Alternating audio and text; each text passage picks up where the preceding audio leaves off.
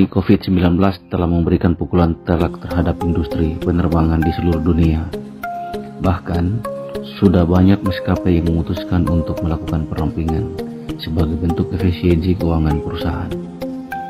Perampingan karyawan juga sudah dilakukan oleh maskapai nasional, yakni Garuda Indonesia, bahkan yang terbaru yaitu Lion Air Group yang terdiri dari Lion Air, Wings Air, dan Batik Air. Sebagaimana diketahui, pada bulan Juni lalu, Garuda Indonesia memutuskan untuk melakukan pemutusan hubungan kerja atau PHK pada sebagian pilot pada tanggal 1 Juni 2020. PHK tidak hanya dilakukan pada pilot yang berstatus junior atau pilot baru, namun juga menyasar para pilot senior maskapai tersebut. Kabarnya telah lebih dari 150 pilot yang terkena PHK. Pada dasarnya, kebijakan yang Garuda Indonesia berlakukan adalah penyelesaian lebih awal atas kontrak kerja pegawai dengan profesi penerbang dengan status hubungan kerja waktu tertentu, kata Irfan dalam keterangan tertulis Selasa 2 Juni 2020. Langkah tersebut diambil guna merespon anjloknya tingkat okupansi maskapai plat merah tersebut akibat adanya berbagai kebijakan pembatasan transportasi.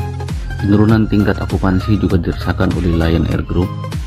Oleh karenanya, maskapai dengan logo singa tersebut juga memutuskan untuk melakukan perampingan karyawan, namun berbeda dengan cara Garuda. Corporate Communication Strategi Lion Air Group, Danang Mandala Prihantoro, mengatakan perampingan dilakukan dengan cara tidak memperpanjang kontrak karyawan yang habis. Metode pengurangan berdasarkan masa kontrak kerja berakhir dan tidak diperpanjang, katanya dalam keterangan tertulis pada Kamis 2 Juli 2020. Lebih lanjut, Danang menyebutkan total ada sekitar 2.600 karyawan Lion Air Group yang kontraknya habis dan tidak diperpanjang. Dari total karyawan kurang lebih 29.000 orang, katanya. Danang mengakui merebaknya virus corona yang menimbulkan berbagai aturan pembatasan transportasi telah berdampak negatif terhadap kinerja perusahaan. Oleh karenanya, langkah perampingan tersebut dinilai menjadi opsi yang perlu dilakukan. Keputusan berat tersebut diambil dengan tujuan utama sebagai strategi sejalan mempertahankan kelangsungan bisnis dan perusahaan tetap terjaga. Merampingkan operasi perusahaan, mengurangi pengeluaran, dan merestrukturisasi organisasi di tengah kondisi operasional penerbangan yang belum kembali normal sebagai dampak pandemi COVID-19, tutur dia. Pandemi COVID-19 telah mengakibatkan anjloknya tingkat okupansi pesawat. Bahkan Garuda sempat menyatakan tingkat okupansi pada Mei lalu maskapai kehilangan sebanyak 90% penumpang imbas pandemi global COVID-19. Artinya, penumpang Garuda yang masih tersisa sebesar 10%.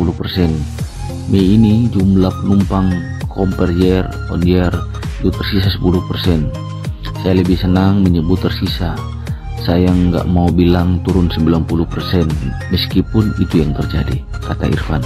Rendahnya tingkat okupansi juga masih dirasakan sampai saat ini. Pasalnya, meski pemerintah sudah memberikan ruang kepada maskapai untuk bernafas lega dengan diperbolehkannya transportasi udara kembali mengangkut penumpang, namun pada kenyataannya tingkat okupansi pesawat masih rendah. Hal tersebut diakibatkan masih khawatirnya masyarakat terhadap penyebaran virus corona. Selain itu, berbagai aturan yang dikeluarkan pemerintah juga dinilai masih memberatkan masyarakat untuk menggunakan pesawat. Danang mengatakan meski saat ini pemerintah sudah mulai kembali mengizinkan pesawat untuk beroperasi secara terbatas, namun tingkat okupansi Lion Air, Wings Air, dan Batik Air masih rendah. Sejak memulai beroperasi kembali yang dijalankan secara bertahap, Lion Air Group rata-rata mengoperasikan 10-15% dari kapasitas normal sebelumnya, yakni rata 1.400 sampai 1.600 penerbangan per hari, ujar Danang. Lebih lanjut, Danang menilai pandemi COVID-19 mengakibatkan industri penerbangan mati suri atau tidak beroperasi normal di jaringan domestik dan internasional. Padahal biaya-biaya yang harus ditanggung tanpa beroperasi cukup besar, sehingga menimbulkan kesulitan yang sangat berat.